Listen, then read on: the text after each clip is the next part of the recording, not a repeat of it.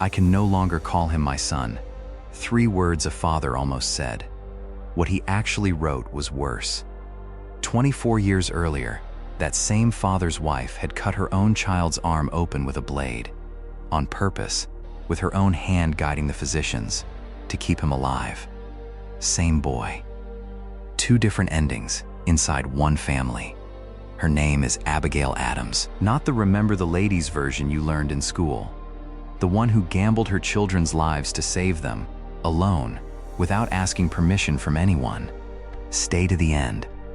There's a question in this story that isn't really about her. It's about someone in your life. We're coming back for it. Boston, corner of Queen Street, July 1776.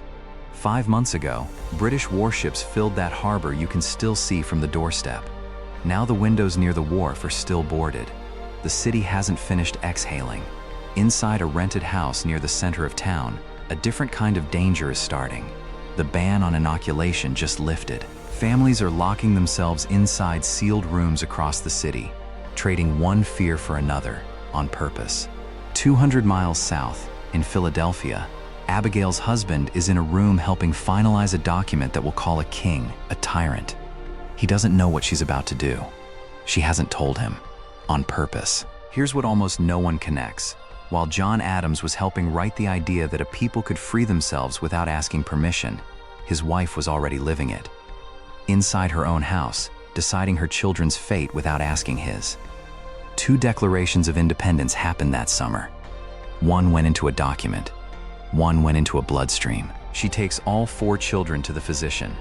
Nabby, Thomas, John Quincy, the boy who will one day be president, and Charles, 6 years old.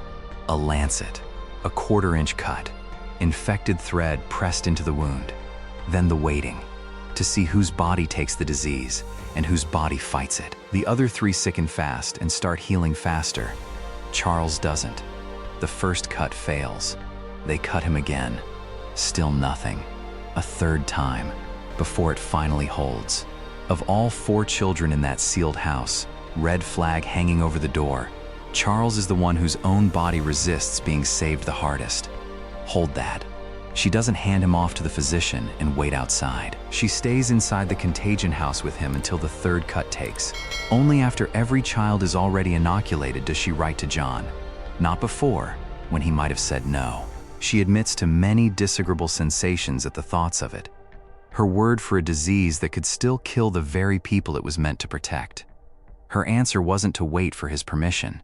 It was to go through it first, so whatever came for her children, she'd already survived it ahead of them. When John finally understands the full shape of what she did without him, he writes back that he suspects she meant to run the whole family through smallpox quietly, then simply report afterward that everyone was fine.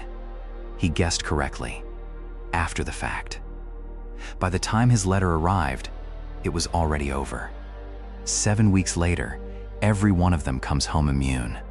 For life. Charles, the boy who fought hardest, who needed 3 tries when his siblings needed 1, walks home exactly the same as the rest. Saved. Whole. A mother moved a mountain with her bare hands to keep that boy in the world. Hold this room in your memory. The sealed house on Queen Street. The red flag. The boy who finally healed. We're going to leave it now. 23 years forward, a different city entirely. Abigail Adams wrote almost 2,000 letters across her life. Weather, politics, grief, joy. She is one of the most fully documented women of her century because she almost never stopped writing things down. That's not a compliment. That's the evidence this whole story stands on. Her own hand, her own words, dated and preserved. Nothing in this video was invented. It didn't need to be. Watch what happens to Charles inside those pages. He gets fewer words, then fewer still. By the late 1790s, the boy who beat smallpox 3 times over is a lawyer, a husband, a father. Nothing in the letters says why what happens next happens. It just happens. Alcoholism closes over him the way disease never could. New York City, October 1799. John Adams stops at his daughter's house on the way to the Capitol, expecting to find Charles there too. Instead, he finds Charles's wife, alone with the children, and for the first time, she tells her father-in-law everything. That same day, John writes to Abigail. He calls his own son a madman possessed. Then 3 final words: "I renounce him." The sentence this video opened with. Reworded, softened, because even a scriptwriter flinched at typing it exactly as he wrote it. Now you know what it actually cost him to write. And Abigail, the same woman who once refused to leave a quarantine house until a stubborn wound finally took, writes her own verdict months before Charles dies, a man she can no longer consider her son. She writes it while he's still breathing. Somewhere in New York, inside a life that's come apart in ways she's finally stopped chasing. In the fall of 1800, she goes to see him one last time. Whatever happens in that room, she never writes it down. To her sister, she leaves only that she'll carry a melancholy report, not to her husband, to the president.